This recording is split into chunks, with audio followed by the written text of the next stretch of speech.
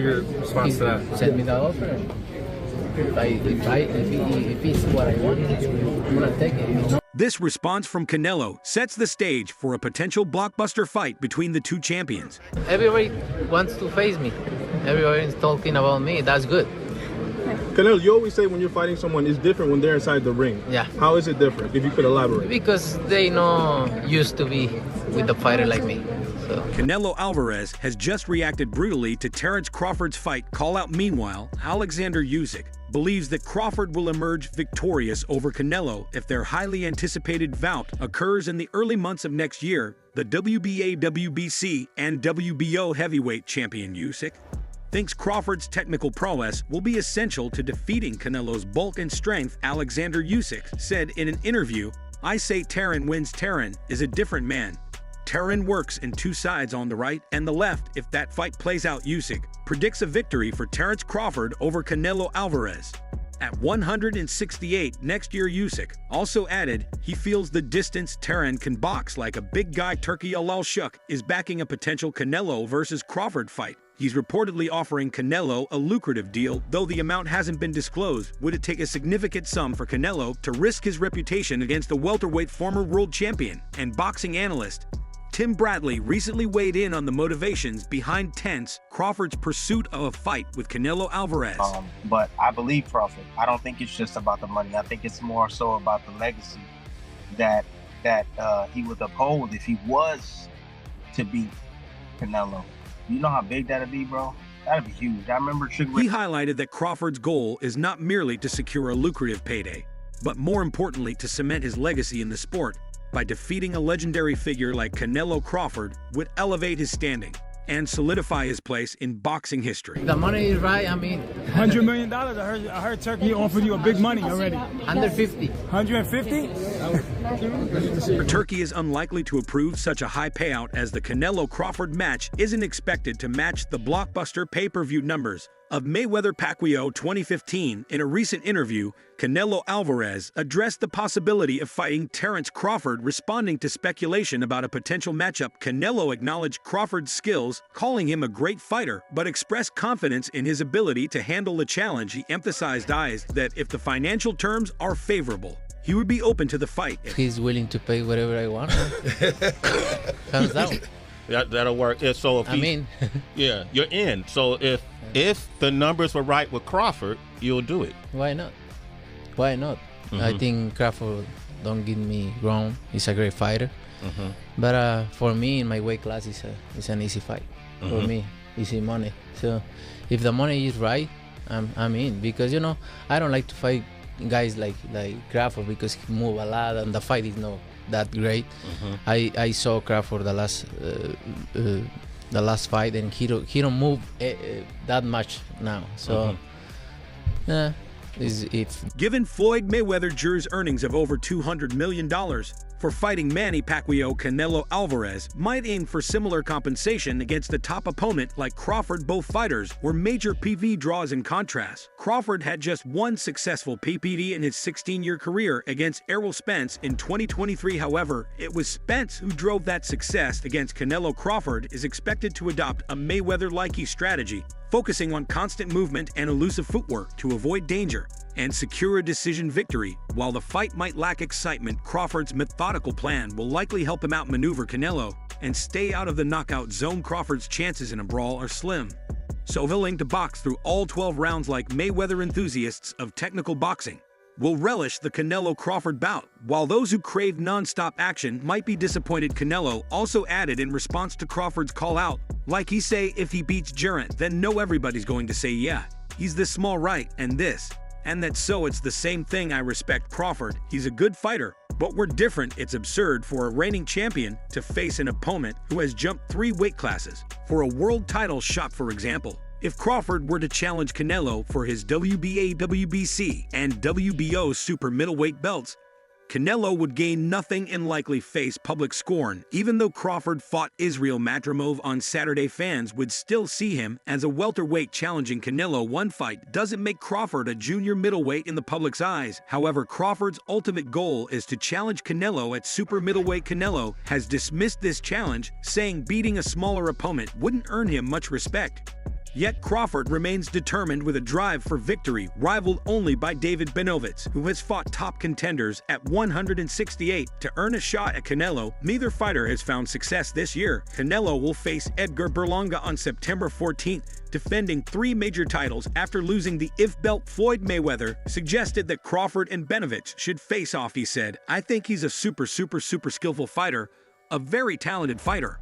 I thought about this. If he wants to go to 168 and fight Canelo and Benavidez wants to fight Canelo, they can't get Canelo, they can fight each other. Benavidez and Crawford, both of you guys are chasing one fighter. If you can't get that fight, then you should say we'll fight each other. It's an intriguing idea, though unlikely, but Crawford wants Canelo's name on his record, not just any larger opponent. Benoff's has moved to light heavyweight after failing to secure a fight with Canelo. Sean Porter believes Crawford can beat Canelo now. A pundit, Porter is preparing for Crawford's WBA super welterweight title fight against Israil Madrimov on Saturday. If Crawford wins, he'll join the elite group of 4-weight world champions. His ultimate goal is to move up 2 more classes to face Canelo. But first, he must defeat the undefeated Madoff, Porter told Top Rank when asked what Madoff will be up against on Saturday. He's just a stone-cold athlete. He's extremely confident and obviously extremely skilled and talented. Madrimov is up against a lot of athleticism.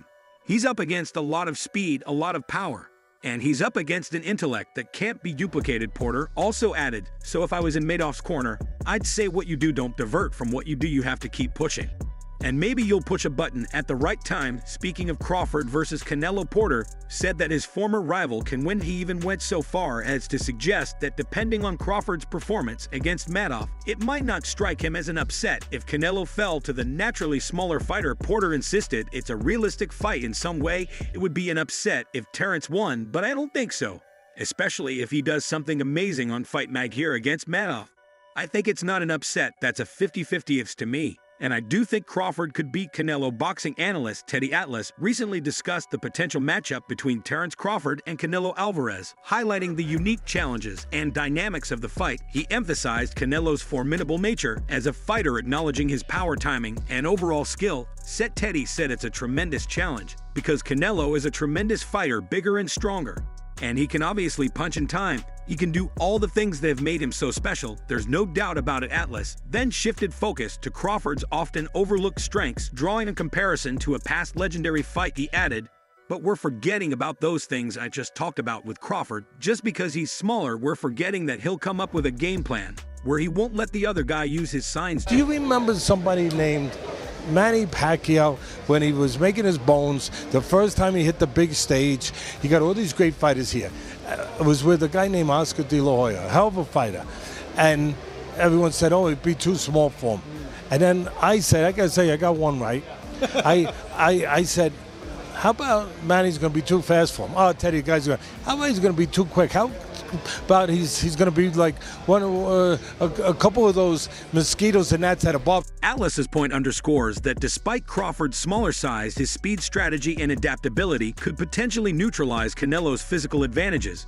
Much like Pacquiao did against De La Hoya, this comparison reminds fans and analysts alike not to underestimate Crawford's ability to upset expectations and dominate even the toughest opponents. When asked if Israil Madrimov could defeat Crawford, Eddie Hearn emphasized timing. He acknowledged Madoff as an underdog, but praised his technical skill, IQ, strength, and durability. While Madoff could match Crawford in some areas, Hearn admitted Crawford was a generational talent and heavily favored. Ideally, Madoff would have more fights, but Hearn stressed seizing the opportunity. Regarding a Crawford versus Canelo fight, Hearn noted Canelo wasn't keen as beating the smaller Crawford wouldn't earn much credit. However, after facing Edgar Berlanga on September 14th, Canelo might consider it if the financial terms were right. Hearn mentioned Canelo had no fear of Crawford, but was concerned about the recognition from the victory. Hearn explained if he wins that fight, it's like he beat a 154-pounder and 147-pounder who just came up. If he loses that fight, it's like, oh, he got beat by 154-pounder.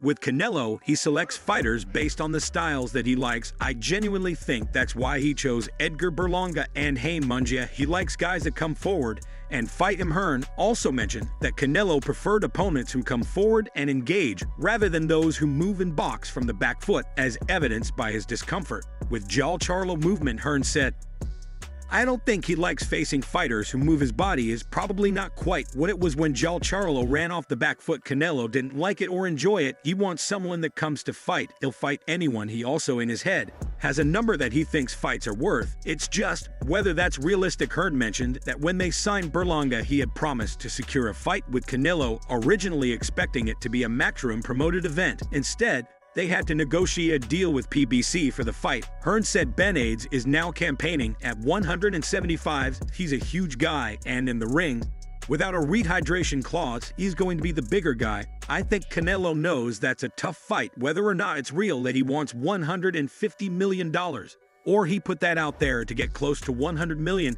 He wouldn't hesitate to take that fight. There is no part of him that feels like he wouldn't win that fight. He understands that rivalry means big money. Terence Crawford was fully focused on his recently happened fight against Israil Madrimov, part of Turkey Alal Sheikh's first U.S. event in the Riyadh season. Despite aiming to end his career with a bout against unified super middleweight champion Canelo Alvarez, Crawford is undistracted by future speculations. With titles in 3 weight classes and being the first to achieve undisputed status in 2, Crawford is set to challenge for the WBA super welterweight and WBO interim super welterweight belts. Crawford shared his intense preparation mindset for Saturday's high-stakes bout. Canelo to take on Crawford. What's your take? Can Crawford beat Canelo? And would it take a huge sum for Canelo to accept? Share your thoughts in the comments. Check out our other videos on the screen if you enjoyed this one.